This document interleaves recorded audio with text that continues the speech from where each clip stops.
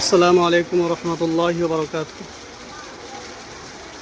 এই ভিডিওটা আমি বানানোর উদ্দেশ্য আছে একটি, সেই কারণে আমাকে এখন বানাতে বাধ্য। আমি এখন বাড়ি যাচ্ছি, আর এখন রয়েছি বোলপুর স্টেশনে।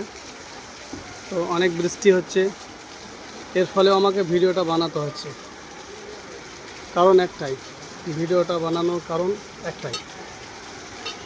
তো আপনারা যত পারবেন এই ভিডিওটাকে বেশি বেশি করে শেয়ার করবেন, কারণ হয়তো আপনার এই শেয়ারের কারণে সেই ভাইয়ের কাছে এই ভিডিওটা হয়তো পৌঁছে যেতে পারে, আর শেষ তার মালটা যেন পেয়ে যায়।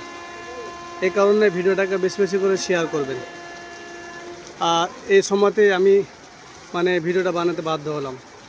অন্য টাইম আরও ছিল, কিন্তু যেহেতু আজকে রাত্রেবেলায় ঘটনাটা আমার সাথে ঘটেছে, আজকে রাত্রেবেলায় আমি আমার যেখানে থাকি, যেখানে আমি বাচ্চাদেরকে পড়াই, সেখান থেকে আমি যাচ্ছিলাম বাইকে। তো রাস্তাতে আমাকে আমার কাছে একটা পার্স আমি পাই।